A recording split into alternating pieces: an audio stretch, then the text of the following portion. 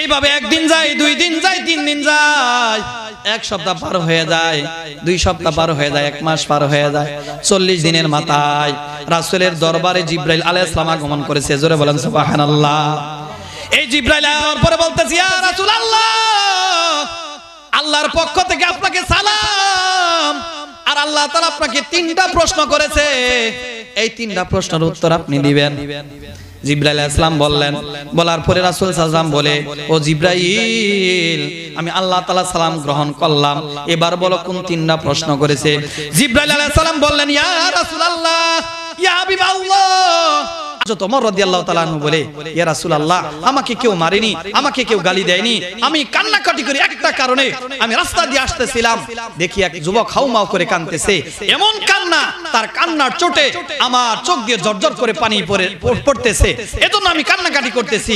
কয় রাসূল সাল্লাল্লাহু আলাইহি ওয়াসাল্লাম জিজ্ঞেস করলেন, ওই যুবক কোথায়? হযরত ওমর রাদিয়াল্লাহু তাআলা বললেন, ওই যুবককে আমি বাইরে দাঁড় করে রেখেছি।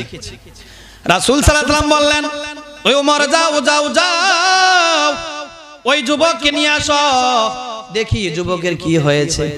রাসূল সাল্লাল্লাহু আলাইহি ওয়াসাল্লাম অর্ডার পাইয়া হযরত ওমর রাদিয়াল্লাহু তাআলা আনহু ওই যুবককে ঘরের ভিতরে ঢুকাইলেন। ঢুকানোর পরে বলতে, যুবক কি হয়েছে তোমার, রাস্তার মধ্যে বসে বসে কান্নাকাটি কেন করো? ওই যুবক বলে, ইয়া রাসূলুল্লাহ, এমন বড় গুনাহ করে ফেলেছি, আমার গুনার মাপ এই দুনিয়ার জমিনে হবে না, এত বড় আমি গুনাহ করে ফেলেছি। রাসূল বললে, কি এমন গুনাহ করেছো তুমি যে আল্লাহ তাআলার রহমতের থেকে বেশি গুনাহ করেছো নাকি? যুবক বলে, ইয়া রাসূলুল্লাহ, আমার মনে হয় আমি আল্লাহ তাআলার দয়ার থেকে বেশি গুনাহ করে ফেলেছি। রাসূল সাল্লাল্লাহু আলাইহি ওয়াসাল্লাম বলে, ও যুবক, তুমি কি আল্লাহ তাআলার আরশের থেকেও বেশি গুনাহ করেছো? যুবক বলে, ইয়া রাসূলুল্লাহ, আমার মনে হয় আমি আল্লাহ তাআলার আরশের থেকেও বেশি গুনাহ করেছি। রাসূল বললে, কেমন কথা বললা, তুমি এত বড় গুনাহ করে ফেলেছো, কি গুনাহ করেছো আমাকে একটু বর্ণনা দাও। হাল কতালতা নাফসা, তুমি কি কাকে খুন করেছো নাকি, তুমি কাকে কতল করেছো কিনা? কয় যুবক বলে, না না, আমি কাকে কতল করি নাই। রাসূল বলে, তাহলে তুমি আল্লাহ তাআলার সাথে শিরক করেছো নাকি? যুবক বলে, না, আমি আল্লাহ তাআলার সাথে শিরক করি নাই। রাসূল সাল্লাল্লাহু আলাইহি ওয়াসাল্লাম বললেন, তুমি কাউকে মারো নাই, আল্লাহ তাআলার সাথে কাউ শিরক করো নাই, তারপরে বলতেছো এত বড় গুনাহ করেছো যে গুনার মাপ দুনিয়ার জমিনে হবে না। ও যুবক, তুমি যদি আমাকে না বলো তাহলে কিভাবে বুঝবো তুমি কি গুনাহ করেছো? ওই যুবক যখন তার গুনার বর্ণনা দিতেছিলেন, শরীরটা থরথর করে কাঁপতেছিল। ইয়া রাসূলুল্লাহ, আমি একটা যুবক সন্তান, আমার পেশা ছিল রিজিকের জন্য, আমার পেশা একটা বেছে নিয়েছিলাম যে মদিনার জমিনের মধ্যে কোন একটা মানুষ যদি দুনিয়া থেকে বিদায় হয়ে যাইতো, যখন তাকে দাফন কাফন করা হইতো, ওই কবরে মাটি সরাইয়া রাতের বেলায় আমি তাদের কাফনের কাপড়গুলো চুরি করে নিয়া বাজারে বিক্রি করে আমার জীবিকা আমি আহরণ করতাম। রাসূল সাল্লাল্লাহু আলাইহি ওয়াসাল্লাম বললেন যে তারপরে কি হয়েছে বলো।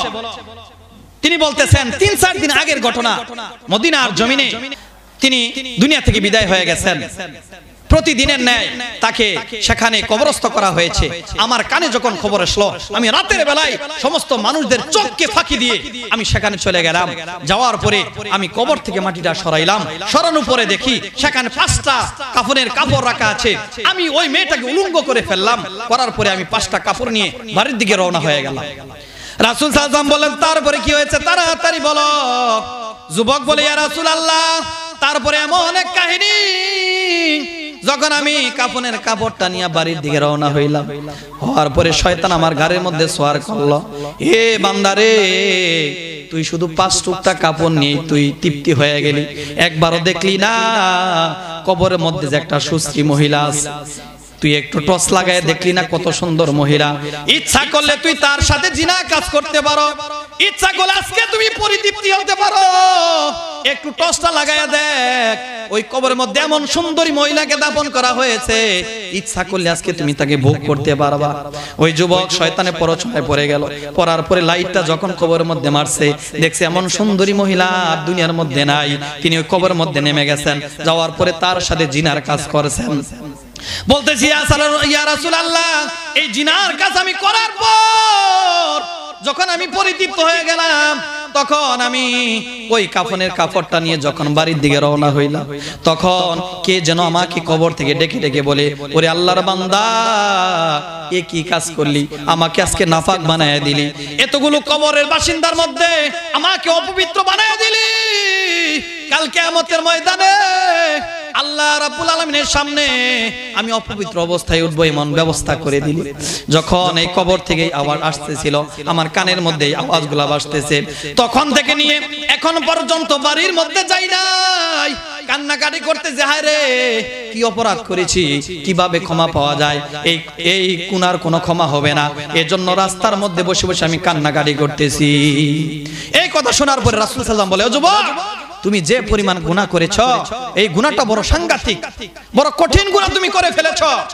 এই কথা বলার পরে যুবক চিন্তা করছে, আরে রাসূল যেহেতু বলছে এই গুনাহটা বড় সাংঘাতিক, তাহলে তো রাসূল আমার প্রতি নারাজ, এখানে থাকা যাবে না।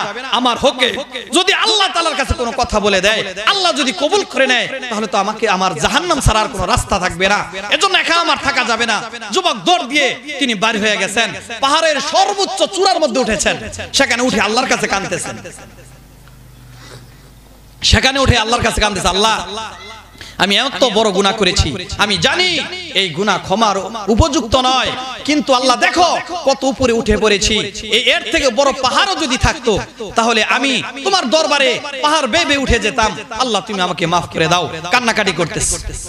এইভাবে একদিন যায়, 2 দিন যায়, 3 দিন যায়, 1 সপ্তাহ পার হয়ে যায়, 2 সপ্তাহ পার হয়ে যায়, 1 মাস পার হয়ে যায়, 40 দিনের মাথায় রাসূলের দরবারে জিবরাইল আলাইহিস সালাম আগমন করেছে। জোরে বলেন সুবহানাল্লাহ।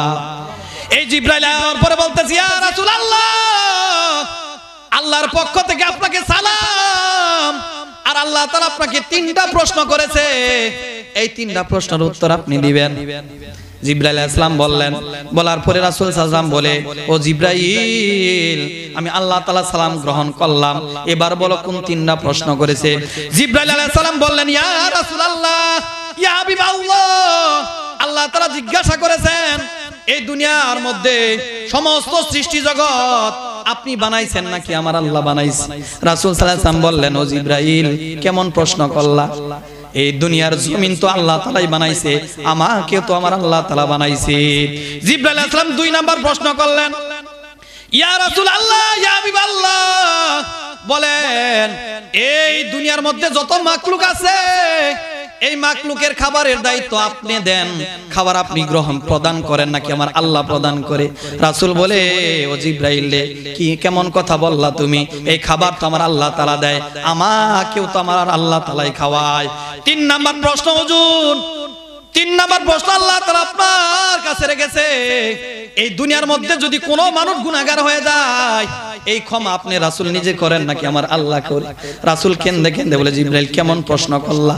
এই দুনিয়ার মধ্যে যত গুনাহ মানুষ করে, এই গুনার ক্ষমা তো আমার আল্লাহ তাআলাই করে থাকে, আমাকেও তো আমার আল্লাহ তাআলা ক্ষমা করে।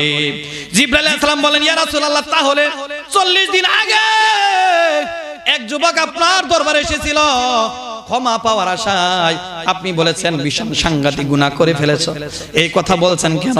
এই কথা বলার কারণে ওই যুবকরা চূড়ার মধ্যে যায়া তওবা করে কান্নাকাটি করে, আল্লাহ তাআলা তার বান্দাকে তার তওবা কেমন ভাবে কবুল করেছে, আল্লাহ তাআলার কাছে প্রিয় বান্দা হিসেবে গণ্য হয়ে গেছে। জোরে বলেন সুবহানাল্লাহ।